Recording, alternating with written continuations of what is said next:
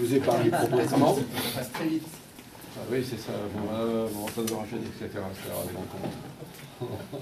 Comme s'il y avait un avocat dans la salle, je dirais, on va spécifier, stipuler tous les lieux communs sur les fins d'année.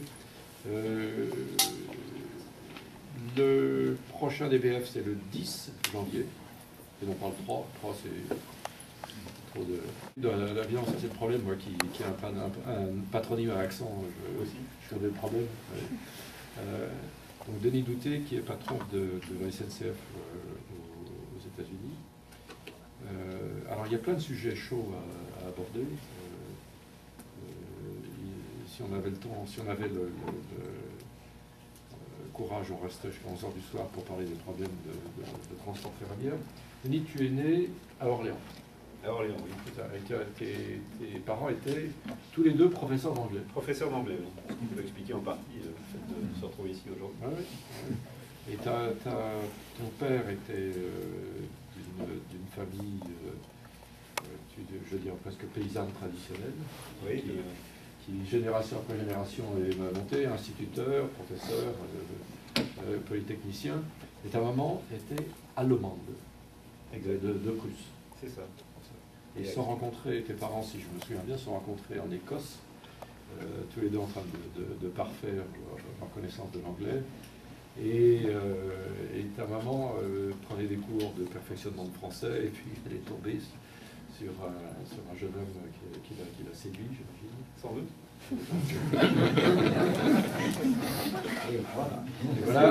Et voilà le résultat.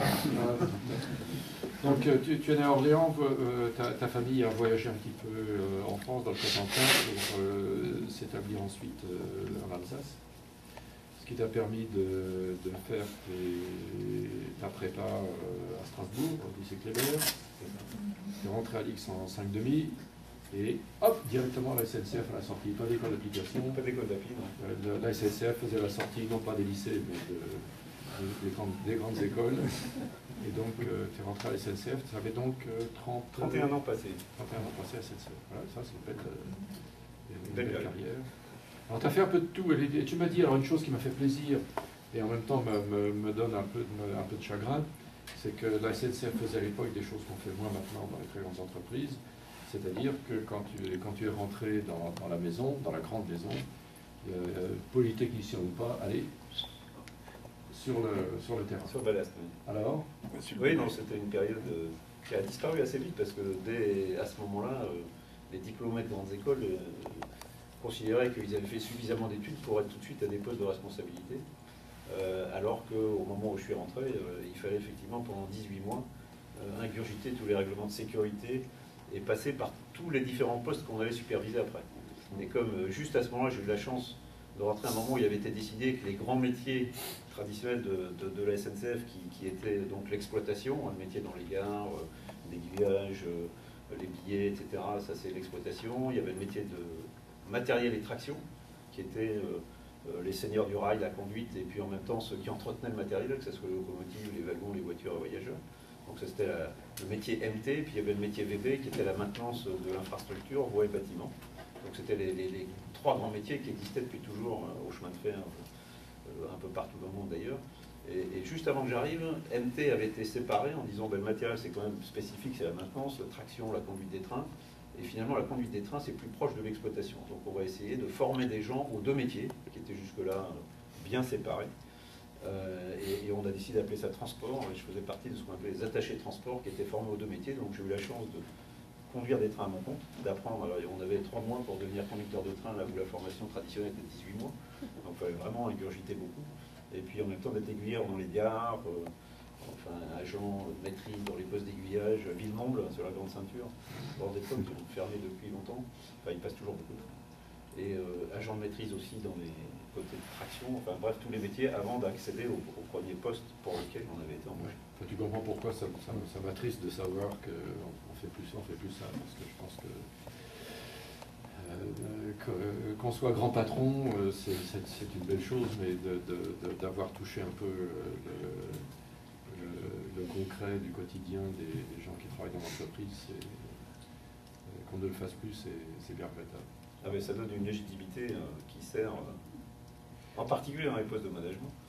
Quand je me suis retrouvé directeur de région beaucoup plus tard à Nantes, jeune, je n'avais même pas 40 ans, mais on se retrouve dans des moments sociaux chauds, Oui. et avec des gens pas toujours bien intentionnés, et qui disent mais c'est qui ce blanc-bec? Ils pensent qu'ils vont pouvoir en apprendre en matière de chemin de fer, mais ils s'aperçoivent vite que c'est pas la peine d'essayer, et ça va vite de raconter n'importe quoi. Donc c'est très très utile. Alors, on pourrait... tu es passé, par exemple, dans des endroits qui étaient à la fin, une fin de vie de la SNCF dans le Nord. Oui, il y avait deux endroits. D'une part, Aulnoy-Emery. La SNCF, le chemin de fer, a ceci de particulier que les grands noms ferroviaires ne sont pas du tout des grands noms de géographie habituelle. C'est les grands noms de bifurcation, de triage, des choses comme ça. Des villes comme Ternier ou autres que personne ne connaît parce qu'en gros, il n'y a que le chemin de fer, mais qui sont de hauts lieux, en général avec un triage, un dépôt, comme on dit, c'est-à-dire là où sont les conducteurs. Donc Aulnoy-Emery est un de ces endroits-là. Parce qu'en plus, à l'époque de la vapeur, il fallait s'arrêter régulièrement pour refaire de l'eau, refaire du charbon. Donc il y avait des haltes avec des dépôts régulièrement. Des endroits assez improbables. Et Aulnoy-Emery était un de ces endroits qui était en fait la bifurcation entre la grande artère Paris-Bruxelles et puis une autre grande artère qui était Dunkerque-Metz, qui était l'artère lourde de fret.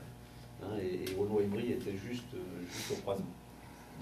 Avec dans une période le bassin de la Sambre et toute son industrie était en plein déclin.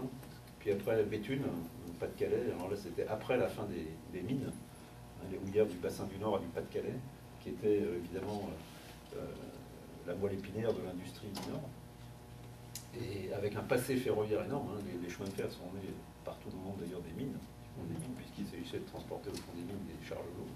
C'est comme ça qu'on a inventé les rails sur voie d'abord, et puis ensuite c'est devenu un vrai chemin de fer. Donc effectivement une période où on vivait un déclin général, une nécessité de reconversion d'ailleurs que le Nord a finalement pas trop mal réussi.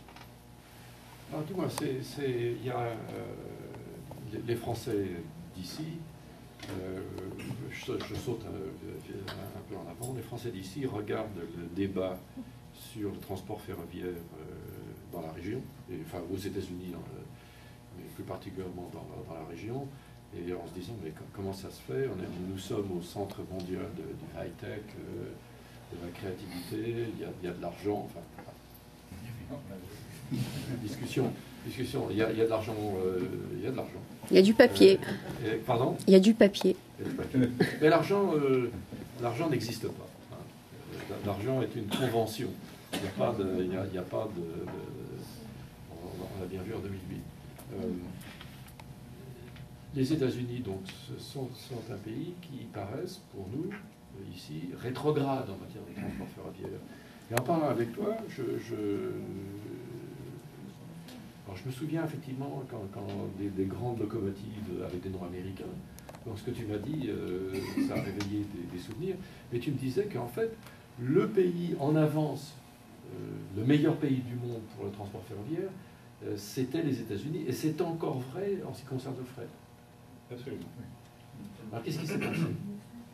Alors évidemment, on arrive aujourd'hui à un truc où on n'arrive pas à faire une ligne de TGV Los Angeles-San Francisco, ou le corridor Est, Boston, New York, Washington et plus bas, où c'est pour nous évident, puisqu'on l'a fait en France, on l'a fait en Allemagne, on l'a fait au Japon, on le fait en Chine maintenant. Tu vas peut-être nous dire un peu ce qui se passe en Chine. Et on se dit, mais qu'est-ce qui se passe ? Effectivement, aux États-Unis, le pays a grandi avec le chemin de fer, et grâce au chemin de fer. Tout le monde connaît l'histoire de l'intercontinental, la rencontre à Promontory Point des deux trains, immortalisés par Luc, mais même avant. Et d'ailleurs, c'est très intéressant, ce sont des choses qui sont malheureusement assez peu développées, c'est la relation économique qu'il y a derrière ça. C'est comment un pays qui n'était pas richissime, quand même, comment est-ce qu'il pouvait lancer le secteur privé à la conquête de l'Ouest comme ça, sans avoir de moyens financiers au départ. Et ça s'est fait en faisant des dons immobiliers absolument énormes. Il était une fois dans l'Ouest, on donnait 300 mètres de part et d'autre, avec tous les droits qui allaient avec ça. Le résultat de ça, c'est que les chemins de fer historiques sont des propriétaires immobiliers extraordinaires. Et je me souviens de l'époque, il y a 20 ans, quand j'étais déjà un peu ici, le Southern Pacific, c'était avant qu'il soit acquis par le Union Pacific, c'était un des deux chemins de fer de Lucky Luke, hein, et c'est lui qui avait le plus de terrain en Californie.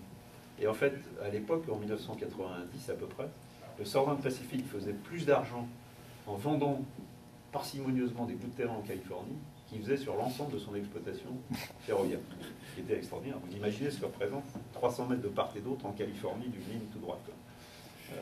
Bon, alors évidemment, ça c'était beaucoup rétréci, puis c'était pas toujours 300 mètres, etc. Enfin, bon, voilà.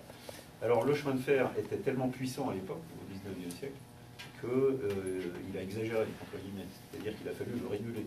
C'est à cause du chemin de fer qu'est né l'Interstate Commerce Commission, dans les années 1880 par là.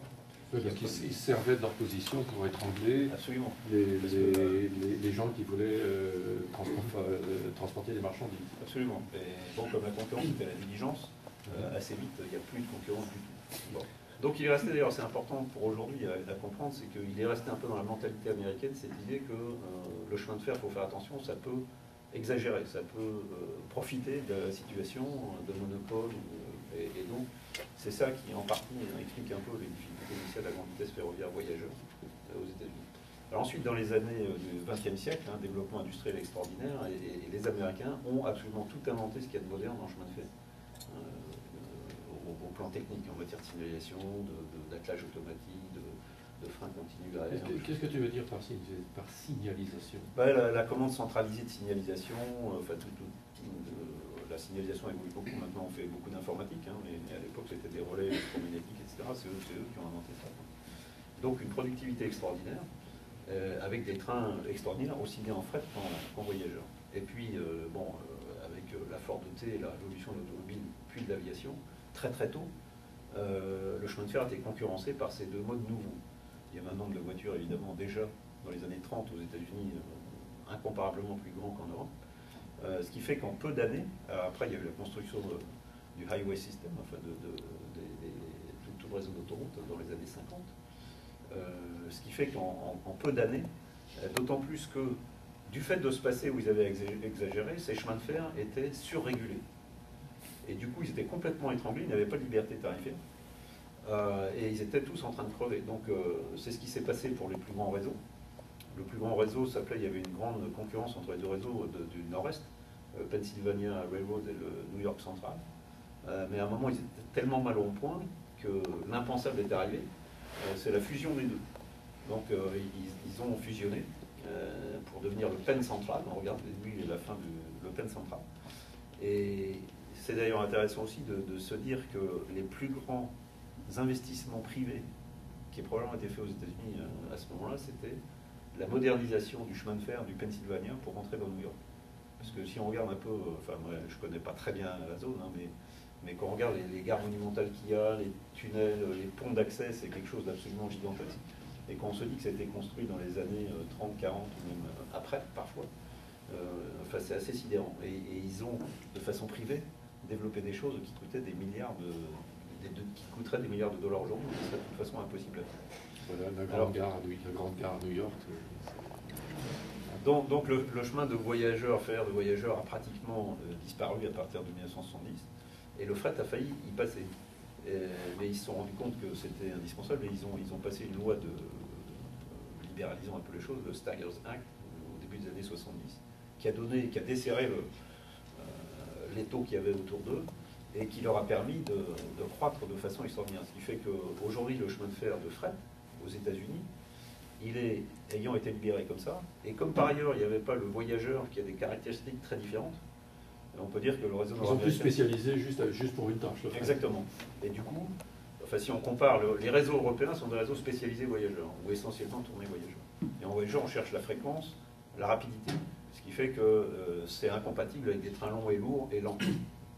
Ce qui fait qu'aujourd'hui, le chemin de fer fret est en train de crever en Europe, en bonne partie, enfin ça devient très très difficile, en particulier en France, alors qu'aux États-Unis c'est l'inverse. C'est le chemin de fer voyageur qui a disparu, et les chemins de fer de fret aujourd'hui sont particulièrement attentifs à ce que le voyageur ne revienne pas. En disant si jamais il revenait, voilà. Alors